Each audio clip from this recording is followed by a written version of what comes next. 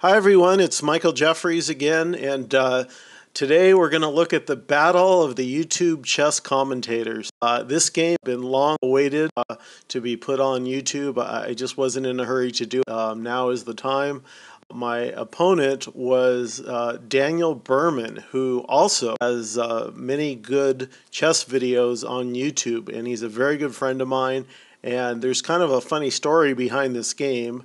We were both playing at the Santa Monica Bay Chess Club quads, and Danny was the top seed. He was rated 2134. He's a very strong expert, and I'm 1761. And before the round started, I was showing Danny my opening. I was saying, "Hey, Danny, if I'm black, here's my repertoire. Here's what I'm going to play," because Danny's a good friend of mine, and I figure he'd give me some feedback as to what he thought.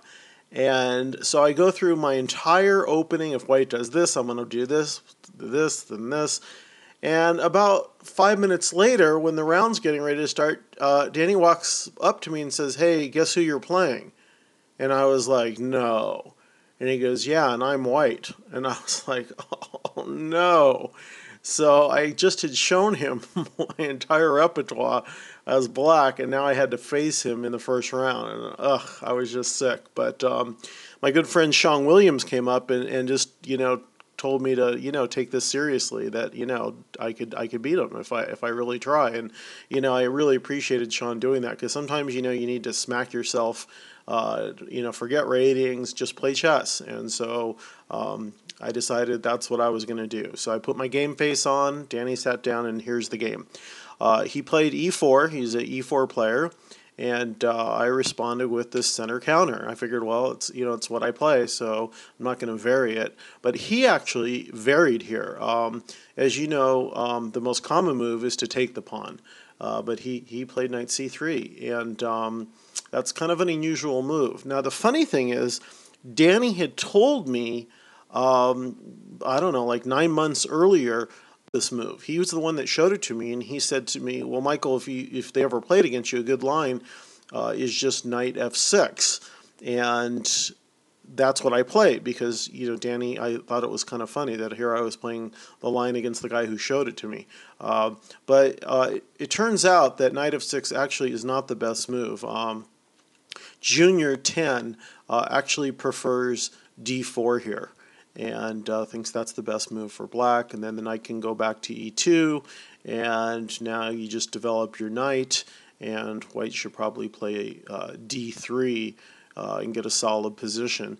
If he plays e5, it's not a problem. You just go knight g4, attacking the pawn on e5, and he probably has to play something like f4 and c5, and if he kicks the knight, you can just come back to h6. And I wanted to point out that you not only have the f5 square here for this knight on h6 later on, but also you hear players talk about dark square weaknesses, and this is a good example of it. Because these pawns are on light squares, all the dark squares around the king would be vulnerable. So this is just a really good example of that.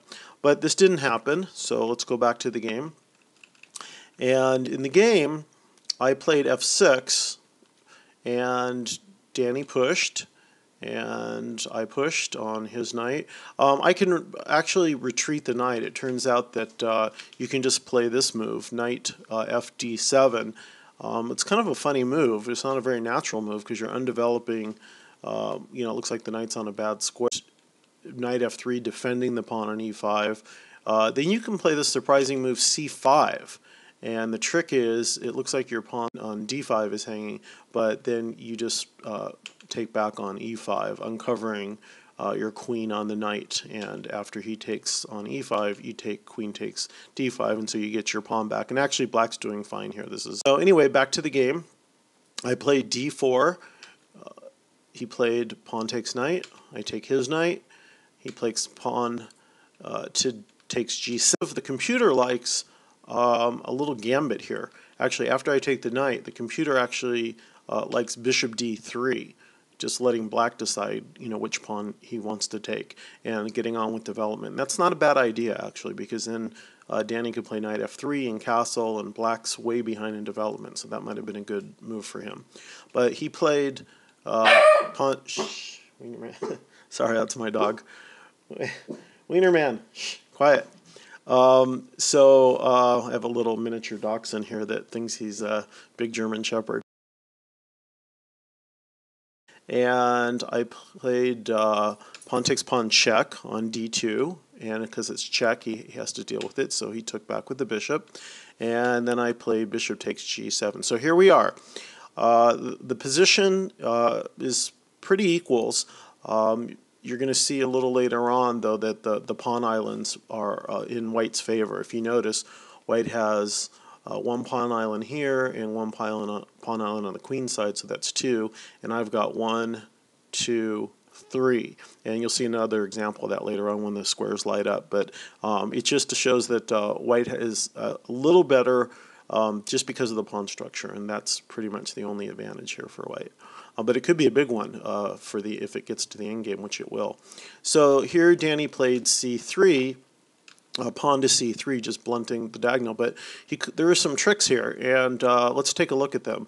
The computer likes queen f3, and just offering the pawn on b2, and if bishop takes, then you don't move the rook.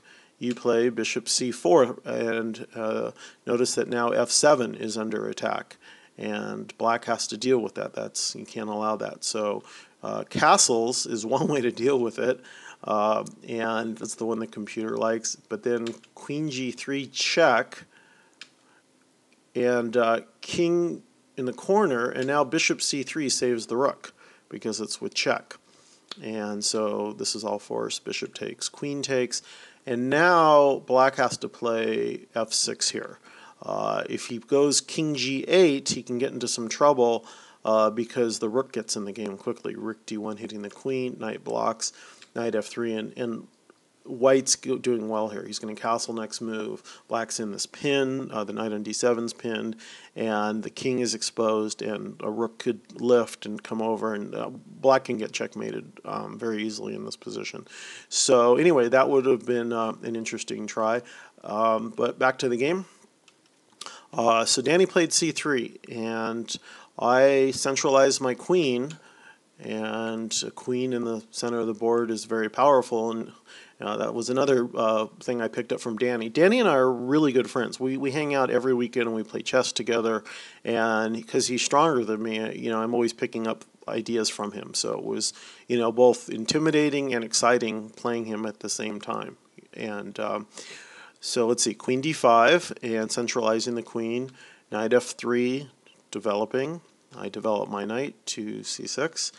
He played bishop to e3.